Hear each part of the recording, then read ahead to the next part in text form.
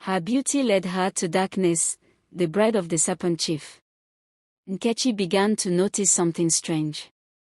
Her stomach was growing, yet Chief Okenwa had never touched her since she arrived at his mansion. The last day she saw him was the day he ordered his guards to lock her back in her room. "Is this how all the women here got pregnant?" she whispered. She cried every day as her belly grew. She blamed herself. She blamed her mother, Adanma, for choosing wealth over wisdom. Years before, in the same room where she now suffered, Nkechi had been the pride of her village, Abodoagu. At just 17, she was known as the beauty of the land. To her mother, she was gold, meant only for the richest man, never for a poor one.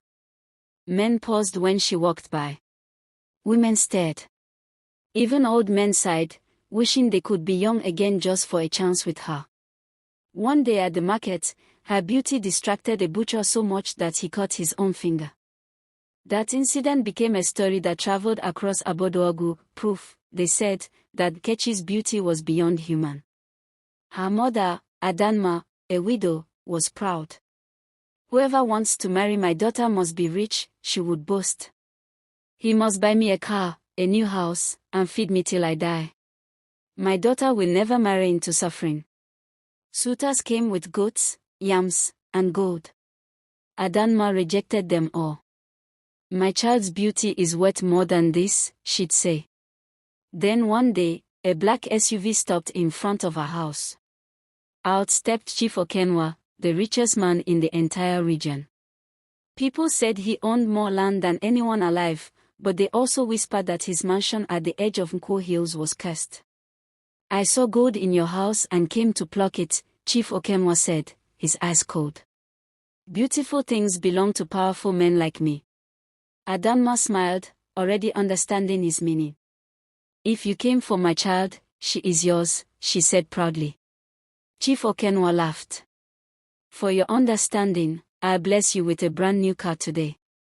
And when I marry your daughter, I'll build you a house." Adanma screamed with joy. "My daughter is yours, Chief," she cried. When Nkechi discovered the plan, she wept. "Mama, how can I marry a man old enough to be my father?" But Adanma begged her on her knees. "Please, my daughter, I'm fighting for your future. This marriage will change our lives." Reluctantly, Nkechi agreed. Soon, the entire village buzzed with news of the marriage. Yet one woman, Mama Ebo, came to warn Adanma. "Don't marry your daughter to Chief Okenwa. He takes new wives every month from different villages. Some come back empty, some never come back at all. He says they traveled abroad, but no one has ever seen them again." Adanma refused to listen. "My daughter will not be one of them. She will give birth for the chief and live in wealth forever." When Nkechi turned 18, Adanma took her deep into the forest to a powerful herbalist named Uduka. She asked for a charm that would make her daughter bear the chief's child and stay longer in the mansion than his other wives. The herbalist gave Nkechi strange water to drink, and the deal was sealed. Months later, the wedding took place. Nkechi entered Chief Okenwa's mansion, a place so grand it looked like a palace. But that night, as she lay beside the chief, a loud bell rang. She woke, and he was gone. The door was locked. The bell grew louder, shaking the entire house. Days passed. No one came. Then, at last, her door creaked open. An old pregnant woman entered, smelling of rot, carrying a tray of spoiled food. Nkechi gasped. How can an old woman be pregnant? The woman said nothing and walked out. When Nkechi followed her outside, she froze in horror. The palace had changed. What once looked like paradise now looked cursed, filled with old pregnant women walking like slaves. No young people, no laughter, only sorrow. Then she saw Chief Okenwa, sitting bare-chested on a throne, a giant serpent coiled around his neck. She screamed, "Chief! Chief!" He turned to his guards. "Who is this?" "The new wife," they answered. "Take her back to her room. Lock her in."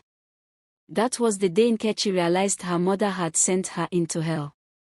From then on, she worked like the others, farming, fetching water, cooking for guards. They were never allowed to bathe or rest. Every night, the same old woman brought the same rotten food. One night, the old woman finally spoke. "Why did you marry Chief Okenwa?" "It wasn't my choice," Nkechi wept. "My mother forced me." "You should not have listened," the woman said. "I was 18 when I came here too. He gave me water to bathe with, and I became this. None of us are old.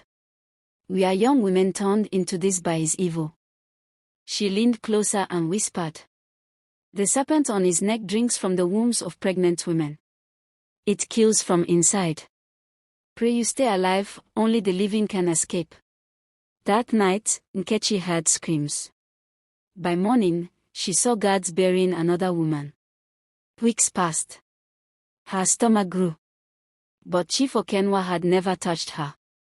"Is this how the others got pregnant?" she whispered, trembling. One night, her door was mysteriously left unlocked. Nkechi escaped. Guards pursued her, but she found a small hole beneath the fence and crawled through it, falling into a ditch outside the mansion. She ran until she collapsed. At dawn, a farmer found her and ran to tell Adanma. When her mother arrived, Nkechi was weak and pale. She tried to speak, but screamed in pain as if something bit her from within.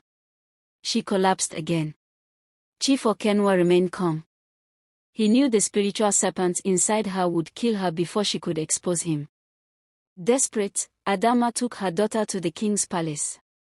The entire village gathered. Nkechi tried to speak, but each word brought fire to her stomach. "Please," she whispered, "I must speak before I die." With her last strength, she screamed. "Chief Okenwa is a ritualist. His mansion is full of trapped women. The snake inside him enters their wombs and drinks their blood." As she spoke, her stomach burst open. A massive serpent slithered out. The villagers screamed and killed it instantly, but Nkechi fell lifeless. Adanma cried out, "Why didn't I listen?" The king ordered Chief Okenwa's arrest.